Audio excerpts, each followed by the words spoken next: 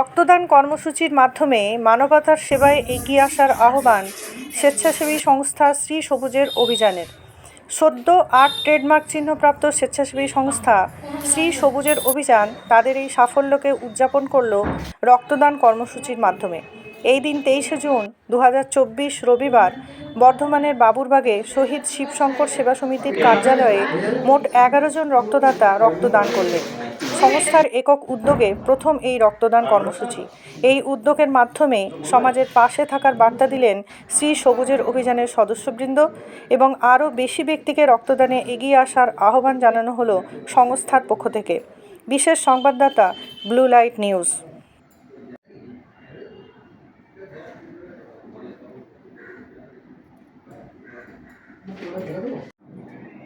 আজ 23শে জুন রবিবার আমরা শ্রী সবুজের অভিযানের একটি নন গভর্নমেন্ট অর্গানাইজেশনের পক্ষ থেকে একটা শহীদ শিবশঙ্কর সেবা সমিতিতে উপস্থিত হয়েছি একটা মহৎ উদ্দেশ্য নিয়ে, যেটা আমাদের পরিকল্পনা ছিল।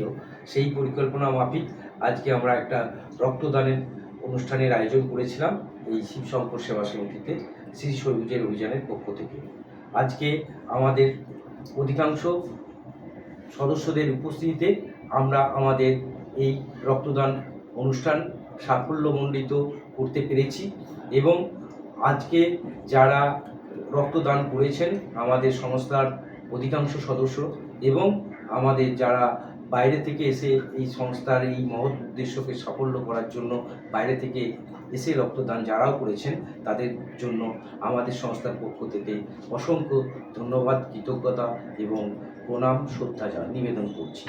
এবং আগামী দিনে আজকে আমাদের এই অনুষ্ঠানের শুভ সূচনা রক্তদানের মধ্য দিয়ে আগামী দিনে আমরা আমাদের সংস্থার পক্ষ থেকে বছরে অন্তত 2-3টি ব্লাড ডোনেশন ক্যাম্প করার সিদ্ধান্ত আজ প্রতিশ্রুতি গ্রহণ করলাম।